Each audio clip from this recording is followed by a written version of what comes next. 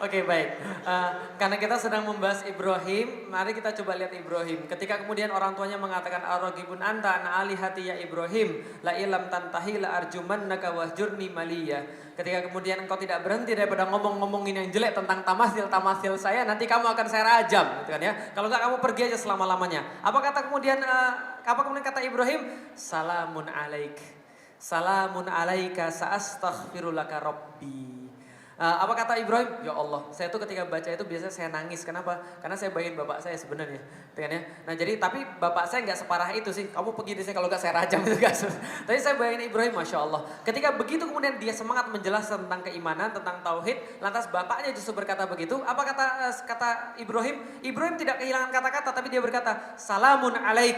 Wahai bapakku, keselamatan atas dirimu. Sa'astaghfirulaka rabbi. Aku akan meminta Tuhanku aku akan berdoa pada Tuhanmu supaya mengampunimu. Walaupun ternyata memang tidak akan diampuni oleh Allah, tapi dia cuma mengatakan saja sama Allah, ya Allah saya sudah janji mau doain bapak saya.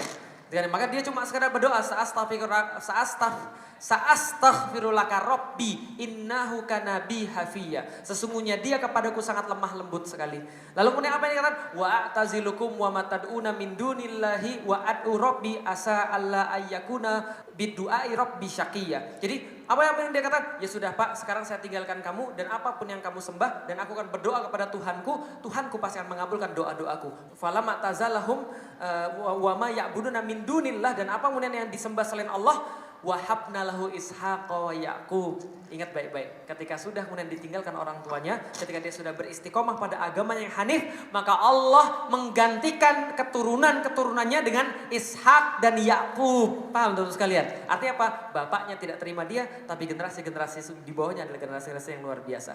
Nah, orang tua kita seperti apa? Allah bisawab. Antum masih mending orang tua antum muslim, orang tua saya belum muslim. Nah, apa yang antum harus sampaikan? Sampaikan begini. Jadi pertama, kalau seandainya dia khawatir, kalau seandainya anak-anaknya kemudian masuk ISIS, ngebom dan sebagainya, coba bilang dulu. Oke, itu kesampingkan dulu. Coba bilang sama mereka, dulu saya seperti apa? Andai kan tidak ada Islam, seperti apa kemudian kita pada perlakuan kita pada orang tua? Anu tunjukin video-video bagaimana orang tua di barat, di Jepang, jompo yang ditaruh di rumah-rumah jompo. Anak-anaknya berpikir apa? Biarin mereka lebih enak di rumah-rumah jompo. Lah kenapa di situ mereka punya teman? Padahal ibu bapaknya di situ nangis. Ada videonya banyak, antum coba cari. Dia nangis, dia bilang apa? Saya cuma pengen anak saya ngunjungin saya. Saya cuma pengen anak saya manggil saya bapak, manggil saya ibu. Saya minta lebih nggak sih sebenarnya? Nangis mereka. Lah kenapa? Karena itu yang dibuat pada peradaban yang sekarang. Bisa dipahami? Teman-teman sekalian, orang Jepang tadi bunuh diri berapa orang per tahun? 68. Termasuk orang tuanya banyak bunuh diri. Kenapa? Orang tua setelah tua dimasukin ke jompo, dia bunuh diri. Untuk apa? Pelajaran buat anak saya. Jadi ada yang bilang begini, saya mau bunuh diri karena ini pelajaran buat anak saya. Karena ketika dia bunuh diri, maka ahli warisnya didenda karena bapak ibunya bunuh diri. Bisa dipahami itu sekalian. Jadi pelajaran terakhir, karena kenapa? Karena saya dibuang sama mereka.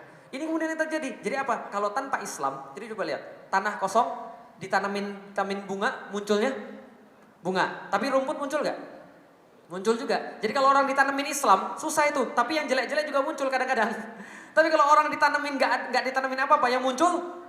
Berarti kalau antum autopilot, antum tidak pakai Islam, jamin hidup antum pasti susah. Pasti susah. Lah kenapa pasti? Ada kajiannya. Taat pasti bahagia, maksiat sengsara. Itu sudah pasti susah kalau nggak pakai Islam. Nah, dengan adanya Islam ini ada chance antum belajar Islamnya benar, ada chance antum belajar Islamnya salah. Maka ketika saya masuk Islam, bapak saya juga bilang, nanti kamu ngebom ke Palestina. Saya bilang, Islam bukan ajaran agama seperti itu. Lalu saya tanya pada mereka, Belanda itu agamanya apa? Portugis agamanya apa? Kristen. Lah kenapa Anda tidak pernah menyerahkan Kristennya atas yang diajarkan oleh Belanda dan Portugis? Islam diajarkan pada kita bukannya seperti itu. Yang diajarkan Islam pada saya adalah saya tidak boleh bohong pada ibu, pada orang lain saya tidak boleh bohong, pada bapak juga saya tidak boleh bohong. Saya kalau seandainya bapak dan ibu saya manggil, walaupun saya lagi ada pengajian, ibu kemudian manggil, sini, langsung saya akan datang. Walaupun kemudian pengajiannya nunggu saya. Kenapa? Ibu lebih penting setelah Allah dan Rasulnya. Bapak juga sama. Jadi kedudukan mereka dikasih tahu. Dan lantas kemudian apa masalahnya? Ya tanyakan seperti Ja'far bin Abu Thalib. Ketika kami masuk Islam yang diajarin kepada kami, ngomong benar, ngomong gak dusta. Kami kemudian suruh menyembah Allah, baik pada tetangga, sayang pada yang kecil, hormat pada yang tua. Salah kami apa? Ibu saya pernah mempermasalahkan, kenapa mau masuk Islam? Saya tanya, salahnya Islam apa? Kira-kira Bapak paham tidak saya? Salah Islam apa? Enggak ada. Nah maka antum tunjukkan ketika antum sudah ngaji, antum lebih baik kepada keluarga.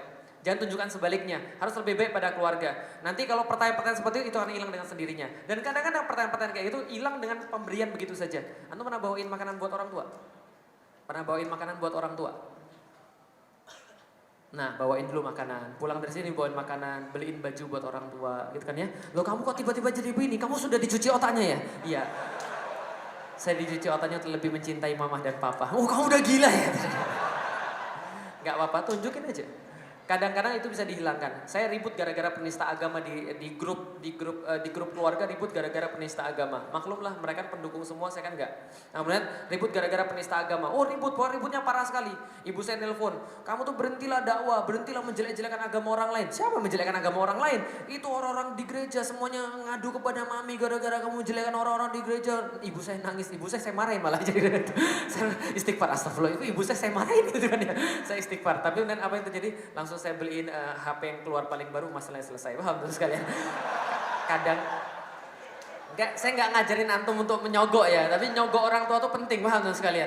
Jadi gini, karena gini, ada perkara-perkara yang nggak selesai cuma dengan kata-kata, tapi bisa selesai dengan pemberian. Nah, pemberian baju, ngasih makanan. Tapi mereka sudah kaya Ustaz, mereka lebih kaya daripada saya. Bukan masalah kaya dan tidak, antum mau ngasih atau tidak itu masalahnya. Dan pemberian dari seorang anak itu orang tua akan terharu insya Allah. Dan antum beruntung sudah punya orang tua muslim. Separah-parahnya mereka masuk surga sama antum. PR-nya masih besar saya insya Allah. Ya, jadi semangat insya Allah. Masya Allah.